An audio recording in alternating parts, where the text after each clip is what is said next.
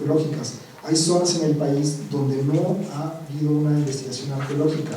Entonces, ¿qué hay que hacer ahí? Pues, en realidad hay que partir por una historia cultural de identificación de materiales primeramente, para pasar a lo siguiente. Obviamente, si en la época contemporánea se quedan a nivel de descripción de la historia cultural, pues estarían perdiendo gran riqueza de lo que ha sido el desarrollo científico en la segunda mitad del siglo XX.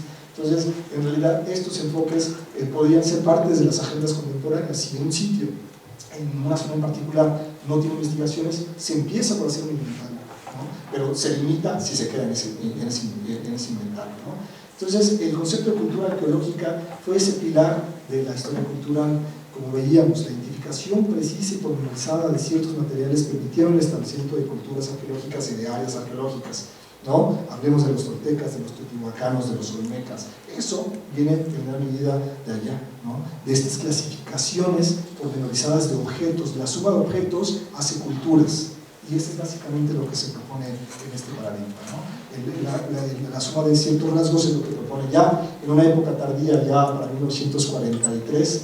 La propuesta de Mesoamérica precisamente es la suma de 47 atributos, si no mal recuerdo, ¿no? Lo que hace a Mesoamérica un área cultural, 47 cosas que no existen en su conjunto en otras áreas culturales.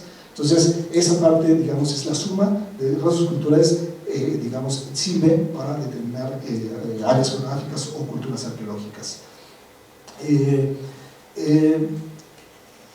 Bueno, es lo que les decía, ¿no? Generalmente la arqueología, la historia cultural ha sido definida en retrospectiva y generalmente por sus críticos, lo que ha generado una visión bastante negativa, pero hay que valorar los aspectos fundamentales y creo que está siendo valorado en la actualidad. Eso ya lo hemos mencionado, y eso, lo que define a una cultura es la presencia simultánea de determinadas características. Y bueno, yo permitió, como les decía, ¿no? Hasta en la época tardía la creación de esta área mesoamericana. Las culturas arqueológicas es precisamente la suma de estos rasgos, y bueno, como elemento subyacente estaba la presencia de estas ideas normativas de la cultura, que posteriormente es cuestionado, y a lo mejor se explica un poquito más en la clase de mañana a qué se refiere con esta cultura normativa, porque fue una de las grandes críticas para cambiar, digamos, de paradigma, o para crítica a este paradigma es realizada por la gente que propone el siguiente paradigma, y ahí de alguna forma se explica un poco más claro a lo que se refiere con esta cultura normativa. Y bueno, esto es lo que nos va a dejar esta caracterización, es lo que nos va a permitir mañana entender por qué irrumpe una nueva corriente, digamos, denominada como nueva arqueología, o una arqueología explícitamente científica, lo que presumiblemente no pasaba en el paradigma de la historia cultural. Bueno, creo que con eso concluyo la parte que les he preparada, ¿no? A excepción de que tengan algún comentario, lo que quieran que especifique.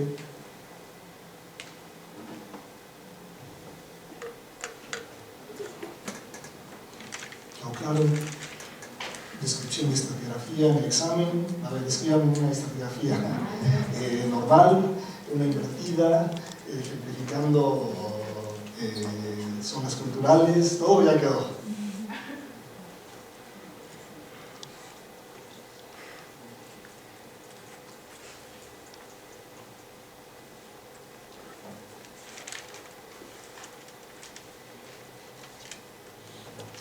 Bueno, y pues nada más como conclusión, entonces quedaría eso, ¿no? Que no pierdan de vista que esto en el fondo busca recuperar, en el posgrado me refiero al mapa curricular que ustedes van a ingresar o potencialmente ingresar, recuperar este espíritu integral de la antropología, y parte de esto es contribuir a que vayan, ¿no? Con este planteamiento, y que enfrenten su proyecto eventualmente con una visión que intente recuperar esta visión antropológica, ¿no?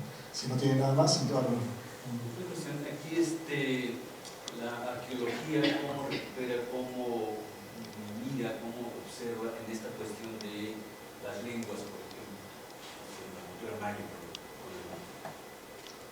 Hay una rama muy importante que se llama la glotocronología, que es precisamente la presencia de ciertos vocablos en diferentes áreas, y eso ha tratado de equipararse a algunos rasgos arqueológicos.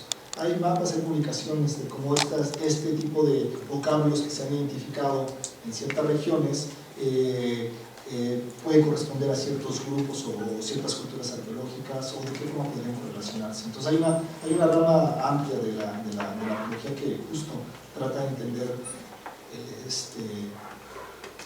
la presencia, ¿no? O la relación de la lingüística con la arqueología. Sí, existe. Entonces es una línea que podría explotarse. ¿Tú eres lingüista o vas a lingüística?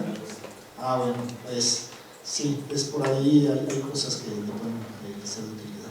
Entonces, ¿la epigrafía queda dentro de esa cronología? No creo. ¿No? ¿O esa? No creo, porque acá hay esa interpretación, ¿no? Más bien de escritura finalmente, y en este caso hablamos de lingüística, ¿no?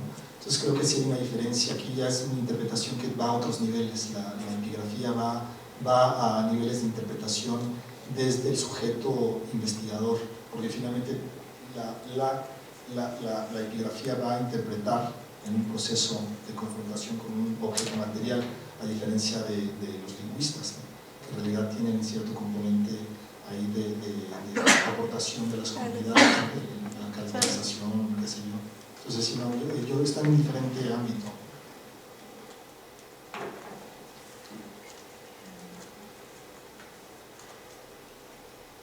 Bueno, pues creo que me dejaron su hoja para que la firmaran.